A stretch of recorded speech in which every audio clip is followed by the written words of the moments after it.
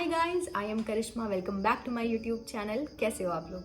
I hope आप लोग सब अच्छे हैं, हेल्दी हैं। और आपकी प्रिपरेशन कैसी चल रही है आरबीआई असिस्टेंट की? मुझे बताओ, एग्जाम बहुत जल्दी है। और आज हम लोग बात करने वाले हैं क्वांट सेक्शन के ऊपर, जो कि हमेशा मेरी वीकनेस रहा है। एंड आई नो बहुत सारे लोग आप में से भी स्ट्रगल करते हुए क्वांट के अंदर। तो I am going to tell my strategy which I followed, जिसकी वजह से मेरा कोई भी एग्जाम कभी क्वांट में नहीं रुका, बट प्रिटी डिसेंट स्कोर मैंने किया है क्वांट सेक्शन के अंदर हमेशा। तो एग्जाम क्वालिफाई करने की और किस तरह से आप अपना जितना आपको आता है उसमें मैक्सिमाइज आप अपना स्कोर कर सकते हैं, वो स्ट्रैटेजी मैं आपके साथ शेयर करने वाली हूँ। तो जिन लोगों को क्वांट में प्रॉब्लम है, I welcome you all to this video. और जिनको भी क्वांट अच्छा आता है, ठीक है, तो यू कैन स्किप इट। तो let's get started with the video.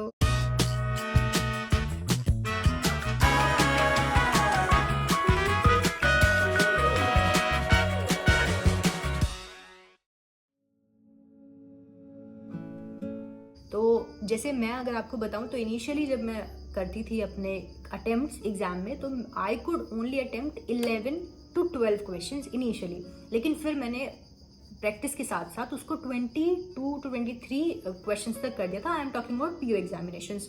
तो पीओ में जिन लोगों को प्रिपरेशन, जो लोग कर ही रहे हैं, उनको तो पता ही है कि 35 क्वेश्चंस होते हैं प्रीलिम्स के अंदर।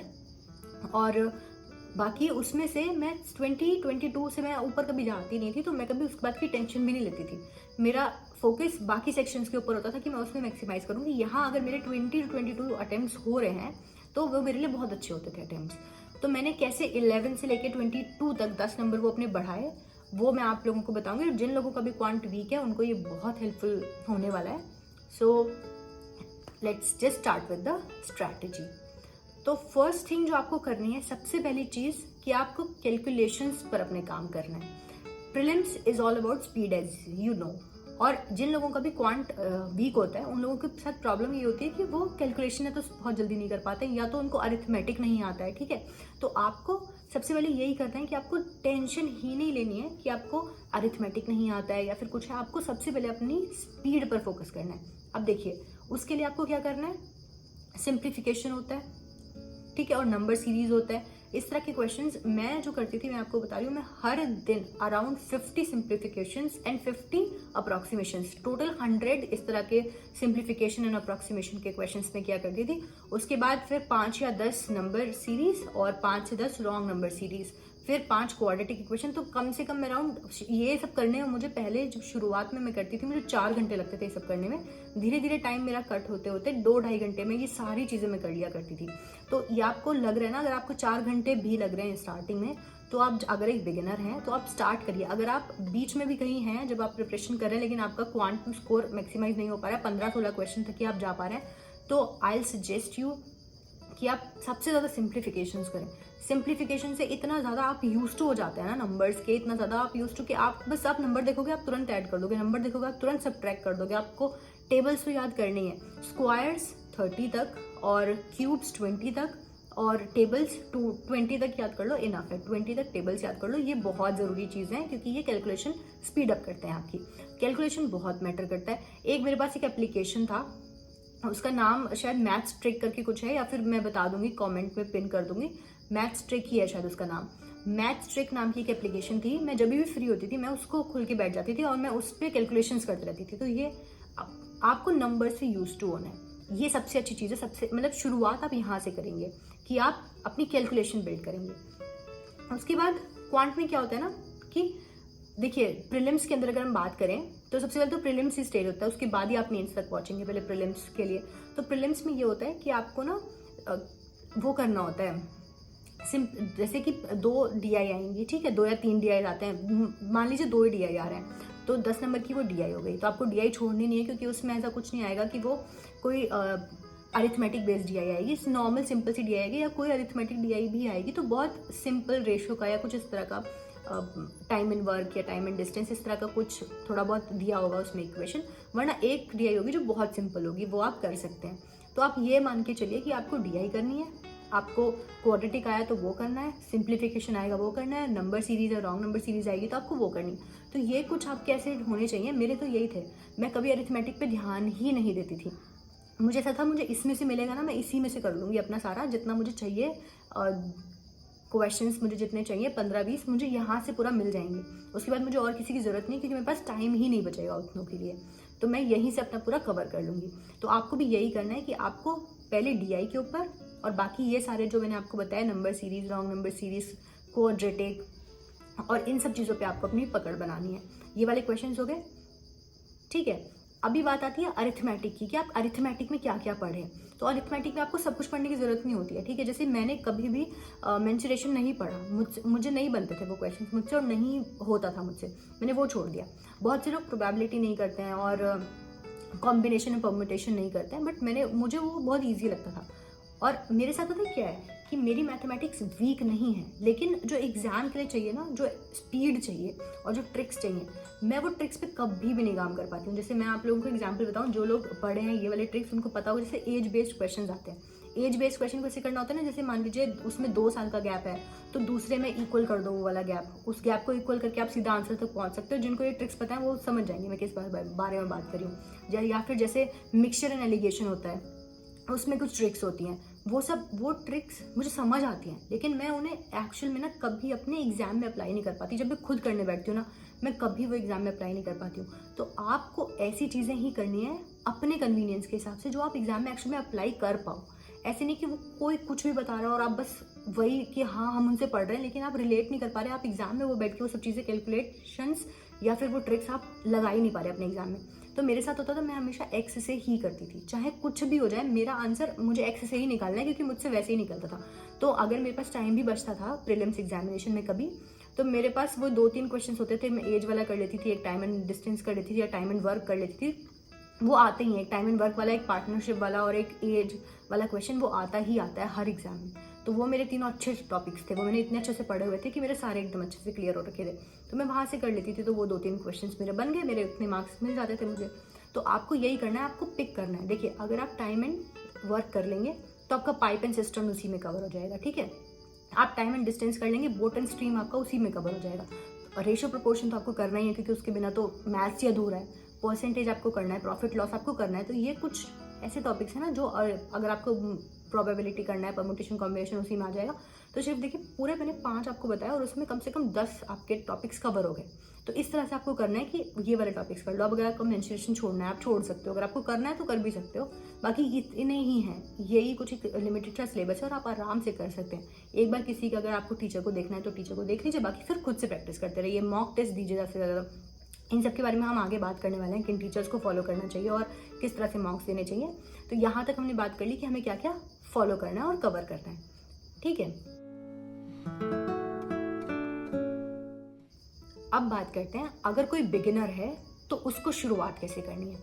अगर आप बिगिनर हैं तो सबसे पहले तो आप हर दिन, जैसे मैंने बताया, आप 10 अप्रॉक्सीमेशन करिए, 10 आप सिंप्लीफिकेशन करिए, 5 नंबर सीरीज करिए, 5 क्वाड्रेटिक करिए, 5 रॉन्ग नंबर सीरीज करिए, ठीक है। उसके बाद आप एक अरिथमेटिक का टॉपिक पकड़िए। जैसे आप सबसे पहले पढ़िए रेशियो प्रोपोर्शन पढ़िए, फिर आप प्रॉफिट एंड लॉस पढ़िए, फिर परसेंटेज पढ़िए। इस तरह से आपके ये टॉपिक्स हो गए, ये आपको पढ़ने ही पढ़ने वाले टॉपिक्स। फिर इनके ना क्वेश्चंस आपको प्रैक्टिस करने हैं, हर दिन 2-2, 3-3, 4-4 क्वेश्चन करके प्रैक्टिस करते रहो। पहले सिंपल वाले प्रैक्टिस करो, उसके बाद थोड़ा एडवांस लेवल पे जाओ। और आप पूछोगे क्योंकि बुक्स कहाँ से करें, तो आप RS अग्रवाल कर सकते हो, ठीक है। आप कैट की बुक आती है अरुण शर्मा की, आप वहाँ से कर सकते हो। उसमें प्रॉपरली ऐसा होता है कि एक लेवल 1 के होते हैं, ठीक है, फिर लेवल 2 जाता है, फिर लेवल 3 जाता है, तो आप लेवल 2 तक कर लीजिए उसके हाई लेवल क्वेश्चंस। और मॉक में आपको मिल जाएंगे, आप मॉक से करिए, आप क्विजेज से करिए वो वाले क्वेश्चन। तो आपको प्रैक्टिस करना है। तो जो बिगिनर्स हैं वो इस तरह से शुरू कर सकते हैं, और जो ऑलरेडी प्रिपेयर कर रहे हैं, जिनको कई टाइम हो गया प्रिपेयर करते हो और फिर भी अच्छा नहीं परफॉर्म कर पा रहे हैं, और जिन्होंने प्रीलिम्स का एग्जाम्स दे दिए हैं, आप इस तरह से कर सकते हैं कि आप अभी शुरू करें, ज़्यादा से ज़्यादा प्रैक्टिस करना। आप हर दिन 50-50 सिंप्लीफिकेशन करें, आपकी स्पीड खुद ही इंक्रीज होगी, बहुत इंक्रीज होगी आपकी। 5-5 DI डेली करें, ठीक है, 5 केसलेट, 5 नॉर्मल वाली DIs डेली करिए। इस तरह से आपको करना है, ठीक है। और आपको फिर अपना डिस्ट्रीब्यूट करना है टाइम मेंस की प्रिपरेशन में भी। आप मेंस की भी साथ साथ तैयारी करेंगे, तो मेंस के लिए आपको क्या करना है, हर दिन सिर्फ एक DI करनी है आपको। और ये आपको कंटेंट कहाँ से मिलेगा, आप यूट्यूब, बहुत सारे चैनल से आप यूट्यूब पे सर्च कर सकते हैं। इसके बारे में बताती हूँ आगे किस किस यूट्यूब चैनल से आप पढ़ सकते हैं। यूट्यूब से आप सर्च कर लीजिए, गूगल से सर्च कर लीजिए, या फिर सबसे अच्छी चीज़ है कि आप मॉक आपने ले ही रखा होगा, मॉक से आप आप पूरा उसको ना सबमिट कर दीजिए मॉक को, और उसके बाद वहाँ से क्वेश्चन उठाइए, पूरा टाइम लगाइए अपना, आप जितना दे सकते हैं ना उसको टाइम, उतना टाइम लगाइए, पढ़िए उसके बारे में, समझिए उसको। उसके बाद उसके क्वेश्चंस करने की कोशिश कीजिए, 1 घंटा 2 घंटा आपको जितना भी लगता है वो कर निकालिए, लेकिन खुद से सॉल्व करिए। अगर आपसे नहीं हो रहा है, बहुत आपने टाइम लगा दिया फिर भी आपसे नहीं हो रहा है, तो उसके बाद आप उसका पूरा सोल्यूशन देखिए, और उसके बाद फिर दोबारा उसको खुद के तरीके से सॉल्व करने की कोशिश करिए। ये मुझे बहुत बेनिफिट मिला है, जब भी मैंने क्वेश्चंस खुद से सॉल्व करने की कोशिश की है ना, तो मेरे दिमाग में बैठा है। लेकिन अगर मैंने किसी टीचर से उसे देख के, मान लीजिए जैसे वो यूट्यूब पे पढ़ाते हैं और मैं उनका आंसर सिर्फ ऐसे ही देख लूँ और मुझे समझ आ जाएगा, आपको जब आप आंसर देखोगे आपको समझ आएगा, लेकिन आप जब तक उसे अपने तरीके से नहीं करोगे ना तो आपके दिमाग में नहीं बैठेगा। तो ये बहुत ज़रूरी है कि आप उसे अपने तरीके से करो किसी भी क्वेश्चन को, तो आपको ये करना है। तो अब बात कर लेते हैं कि आपको ये सब चीज़ें कहाँ से करनी है। तो देखिए, बहुत सारे टीचर्स हैं आप जिनको फॉलो कर सकते हैं, जिनसे मैंने पढ़ा हुआ है और जिनको मैंने देखा है। मैं उन लोगों के नाम सिर्फ आपको बताऊंगी, फिर आप खुद से चूज़ कर सकते हैं कि आपको उनसे पढ़ना है कि नहीं पढ़ना है, किससे आपको समझ में आता है। सबसे पहले मैंने जब शुरू किया था बैंकिंग की प्रिपरेशन करना, तो मैंने आशीष अरोड़ा सर को फॉलो किया था, ठीक है। उनके मैंने अनअकैडमी, उन्हीं को देख के मैंने अनअकैडमी लिया था। उसके बाद फिर मैं रिलेट ज़्यादा जो कर पाई, मैं रिलेट कर पाई अंकुश लांबा सर से, क्योंकि अंकुश लांबा सर का ना मैथ्स बहुत वीक रहा था। वो हमेशा बताते थे कि उनका मैथ्स बहुत वीक था। फिर उन्होंने खुद से अपने आप को, जब वो पढ़ाने लगे तब से उन्होंने खुद ही अपने अपने तरीके निकालने लगे, वो खुद समझने लगे चीज़ों को। तो जैसे वो करते थे ना, जो एक्चुअल में मतलब मेरी अप्रोच होगी एग्जाम में करने की, वो एग्जैक्टली वो अप्रोच होगी। तो मैं उनसे बहुत रिलेट कर पाती थी, इसलिए मैंने फिर उनको देखना शुरू किया। उसके बाद फिर एक दिन ऐसी रैंडमली मैं सर्च कर रही थी, कोई प्रोबेबिलिटी की क्लासेस सर्च कर रही थी, तो सजेशन में मुझे यशराज सिंह चौहान सर का वीडियो मिला, और उनसे जब मैंने पढ़ना शुरू किया एक बार, फिर I never look back to anybody. वो बहुत इतना अच्छा पढ़ाते थे कि उसके बाद मैंने किसी को नहीं देखा लिटरली। वो उनका जो अप्रोच होता है ना, मतलब सॉल्व करने का, जैसे वो ट्रिक्स बताते हैं सॉल्व करने की, परसेंटेज निकालने की, या कोई भी छोटी मोटी चीज़, वो इतनी ज़्यादा सही होती है ना, मतलब आपके दिमाग में बैठती चीज़, आपको लगता है अरे यार ये ऐसे भी हो सकता है, तो कितनी सही चीज़ है। मतलब उनका, चाहे वो प्रीलिम्स पढ़ाएं, वो प्री का तो बहुत ही कम पढ़ाते हैं, हमेशा मेंस ही पढ़ाते हैं, और मेंस में फ्री कंटेंट वैसा कोई प्रोवाइड कर दे, उस टाइम तो कोई नहीं करता था प्रोवाइड। सिर्फ वही एक ऐसे टीचर थे जिसको आप ब्लाइंड फोल्ड करके आप उनको बिल्कुल फॉलो कर सकते हैं। वो इतना ज़्यादा अच्छा कंटेंट प्रोवाइड करते थे, वो भी फ्री के अंदर पूरा। तो मैंने उनकी क्लासेस पूरी कंप्लीटली मैं देखती थी, उन्हीं को यूट्यूब पे फॉलो करती थी फॉर मेंस। मैंने उनका बहुत सारा, मतलब ऐसा कोई क्लास नहीं होगा जो मैंने मेंस का उनका नहीं देखा होगा। उसके बाद फिर वहीं से, उन्हीं से, जब वो हर्षल सर के साथ पढ़ाते थे पहले, तो हर्षल सर का मुझे पता चला। फिर मैंने हर्षल सर को भी देखा, वो भी बहुत अच्छे टीचर हैं, तो वो भी काफ़ी अच्छा पढ़ाते हैं और बहुत नॉलेज है उनको भी, आप उनको भी देख सकते हैं। अगर आपको एकदम मतलब बहुत ऐसे ना फ्रॉम स्क्रैच नॉलेज चाहिए तो आप हर्षल सर को देख सकते हैं। अगर आपको सटीक एकदम एग्जाम लेवल का चाहिए पूरा, तो आप यशराज सर को देख सकते हैं। अगर आपको एकदम ऐसी अप्रोच चाहिए जो एकदम बिल्कुल, बंदा ऐसे आ रहा है जिसको बिल्कुल मैथमेटिक्स नहीं आता और वो क्या अप्रोच अप्लाई करेगा, और जो उन्होंने खुद से सीखी है, अंकुश लांबा सर को अगर आप फॉलो कर सकते हैं उस चीज़ के लिए। और आशीष अरोड़ा सर तो खैर है ही मास्टर, वो मोटिवेशनल भी चीज़ें इतना बोलते हैं, वो इतना मोटिवेट रखते हैं अपने स्टूडेंट्स को, साथ साथ वो तो बहुत अच्छा पढ़ाते ही हैं। बट ऐसा होता है ना कि किसी टीचर के साथ रिलेट कर पाते हैं, किसी के साथ नहीं। As a human being, like I really respect him, मुझे बहुत अच्छे लगते हैं वो, और टीचर भी बहुत अच्छे हैं। बट अपनी अपनी बात होती है, आप किसके साथ कनेक्ट कर पाते हैं, किसके साथ नहीं कनेक्ट कर पाते हैं। तो मेरा सबसे ज़्यादा कनेक्ट अंकुश लांबा सर के साथ एंड यशराज सिंह चौहान सर के साथ है, तो मैं उनके से बहुत समझ पाती हूँ। तो ये मेरे टीचर्स रहे जिनको मैंने फॉलो किया है, तो आप इनको फॉलो कर सकते हैं। स्टडी फाइट करके चैनल है आशीष अरोड़ा सर का, वो वहाँ भी पढ़ाते हैं और अनअकैडमी पे भी पढ़ाते हैं, तो आप उनको वहाँ देख सकते हैं। और उसके बाद फिर अंकुश लांबा सर का बैंकिंग क्रॉनिकल करके चैनल है, और फिर वो अब पता नहीं, मैंने बहुत टाइम से देखा नहीं है, तो वो अभी मैथ्स का क्लासेस डाल रहे हैं कि नहीं, क्योंकि वैसे वो रीजनिंग के फैकल्टी हैं, बट वो मैथ्स भी अच्छा पढ़ाते हैं, और पहले वो पढ़ाया करते थे अपने अनअकैडमी के ऊपर। शायद अभी भी पढ़ाते हो तो पता नहीं, क्योंकि अब अनअकैडमी मेरे पास है नहीं, तो मुझे पता नहीं है। उसके बाद थर्ड हो गए Yashraj Singh Chauhan sir. Yashraj Singh sir YouTube पे भी पढ़ाते हैं, उनकी पहले भी यूट्यूब पे बहुत सारी वीडियोज़ हैं, आप उनका नाम सर्च करके मिले अगर करेंगे तो उनकी बहुत वीडियोज़ आपको मिलेंगी यशराज सर की। और अनअकैडमी पे भी वो आ रहे हैं आई थिंक, तो अनअकैडमी पे भी आप उनको देख सकते हैं। और हर्षल सर का चैनल है लर्निंग कैप्सूल्स नाम से, वो वहाँ कंटेंट डालते हैं और बहुत उनकी क्लासेस पढ़ी हुई हैं, और आप उनको, वो भी अनअकैडमी पर है तो आप उनको अनअकैडमी पर भी देख सकते हैं। तो चारों ही टीचर्स जिनके मैंने नाम बताया वो अनअकैडमी पर अवेलेबल हैं, साथ साथ उनके अपने चैनल्स भी हैं, तो वहाँ भी बहुत अच्छा कंटेंट जो है अपलोड करते रहते हैं, तो आप वहाँ उनको देख सकते हैं।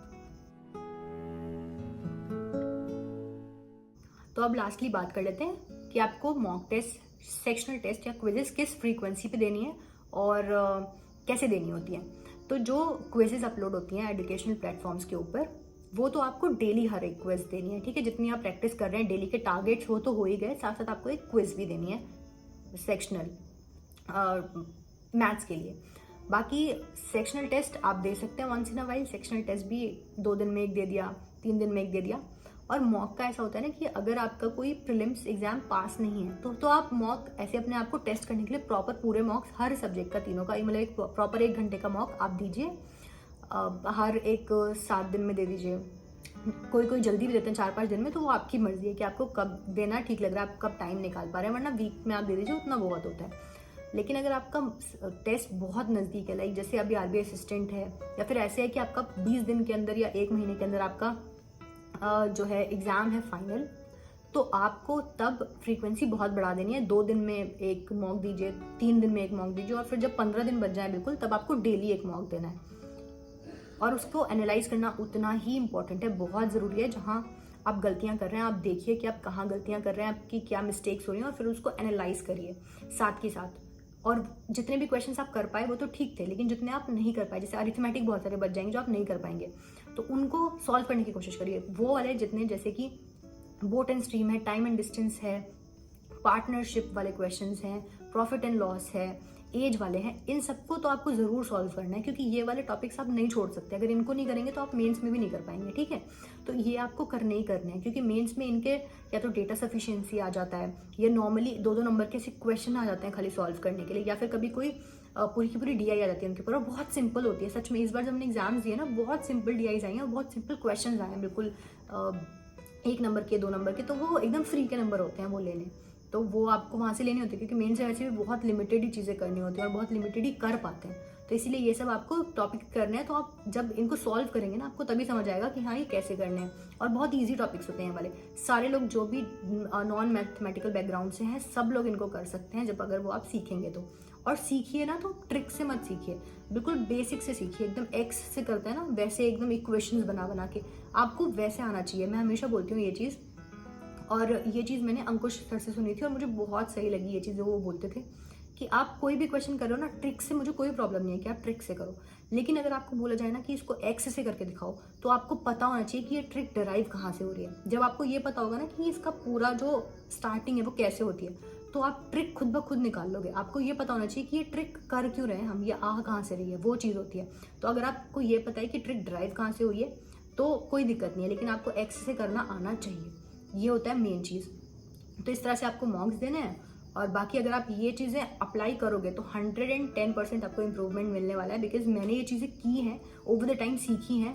पहले सिर्फ 10-11 नंबर ही मैं अटैम्प्ट कर पाती थी, उसके बाद मेरे अटैम्प्ट 22-25 गए। मैं पीओ की बात कर रही हूँ, क्लर्क में ये ज़्यादा जाते हैं, कभी कभी 30-31 भी गए क्लर्क में अटैम्प्ट्स।